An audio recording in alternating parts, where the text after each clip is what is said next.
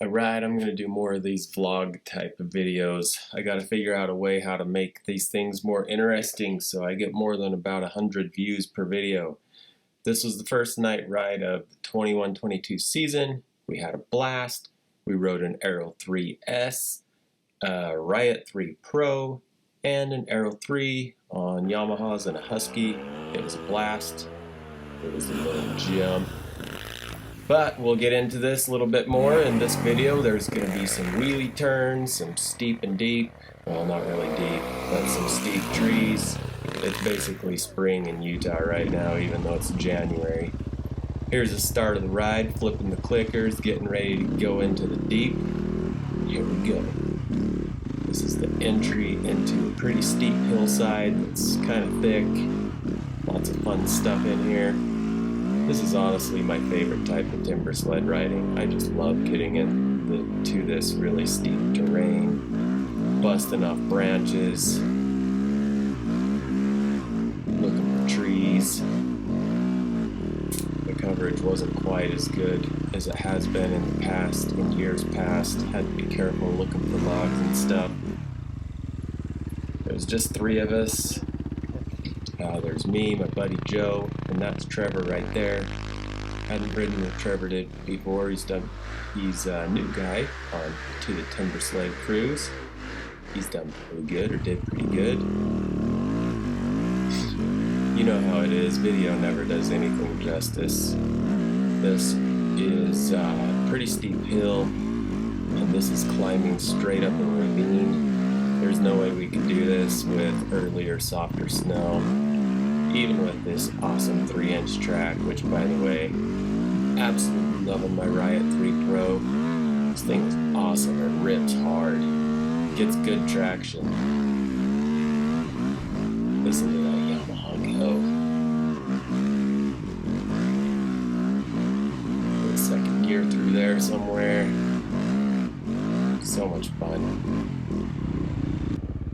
So, like it says in this segment, I switched with my buddy Joe riding a 17 Husky FX with a brand new Aro3s. This was actually its first ride, which by the way, we had to tighten the chain about a mile up the road, then we tightened it again pretty much as soon as we started playing and all of this stuff. The Aro3s is pretty awesome though. It's got a super low center of gravity. Right through here you see me, this is actually on flat ground. Again, video never does things justice, so you can't tell if you're on flat or steep, but check out the handlebar. Just barely scraping the snow right there. I was just testing the waters, seeing how low she could go, and it totally hung on just fine, even scraping the bars. Took her into the trees. The thing maneuvers side to side so easy, it's awesome. Honestly, with any of these S packages, collected a few more branches right there. With any of these S packages, they're lower to the ground. You're losing 3 inches of travel in the back, but I actually think it's a very viable kit for almost anybody if you just put the TSS on it, especially the QSL TSS. That will give you 8 inches of travel back, so you have about a total of, what is it, 16 inches? That ought to be good enough for jumping. That is steep.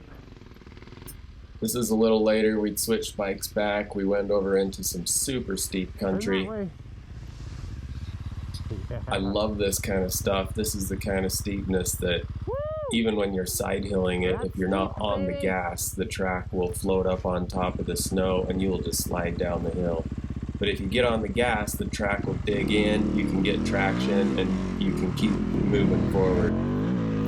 Love this stuff, it's awesome.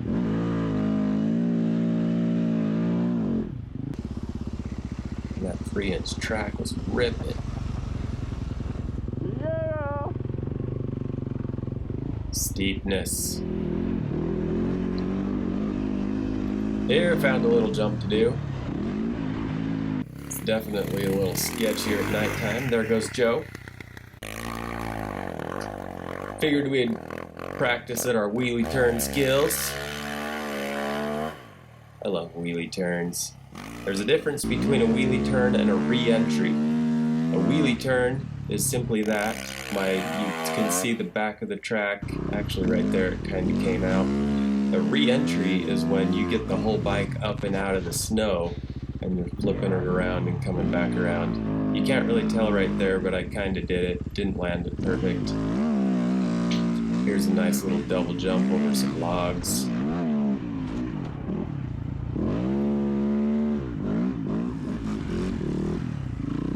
Here's Trevor.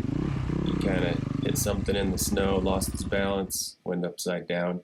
Which, by the way, if you knock your bike and you fall over on your bike's upside down like this for any period of time, there's a whole lot of oil that is collecting itself up in the valve area of your motor. When you flip it back over, don't just turn it right up and start it. Let it sit there for a second, let the oil get back down in the motor where it's supposed to go. If you have too much oil in the valve cover area and just fire it right up, you could blow some seals like your valve, yeah, I think it's your valve cover gasket. You gotta be careful with that. You can also blow your valve cover gasket by letting your vent tube being plugged and not letting the motor vent like it should. This area we just found what in the past has been some pretty big cornices. This year they're not too big yet, I hope they get bigger. Anyways, I love jumping off cornices. I'm a little more tentative at night, especially when you can't see so well. So much fun though. And found a jump towards the end of the day here. Also, you're gonna see this is the first time I got the Riot3 stuck. It was in a stupid situation.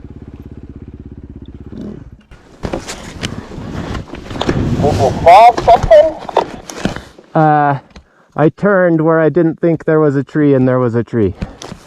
So as you heard me there, it's a dumb situation. I went to turn up the hill. There was a tree right in my way. I rolled backwards. And I think I'd made the cardinal sin of burying it. I figured with all the confidence in the world that my Riot3 would just pull straight up the hill. Yeah, I shouldn't have tried that. But you gotta know your limits. One more jump, about hit a little tree. Anyways, this was a dang fun ride.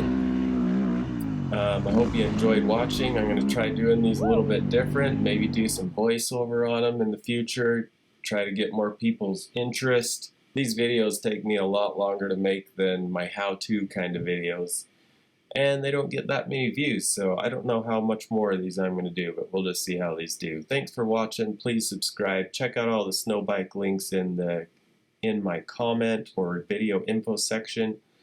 Yes, I am an Amazon affiliate, so I'd love it if you'd click those links. It gives me just a tiny slice of the pie and doesn't cost you any more money. Thanks for watching.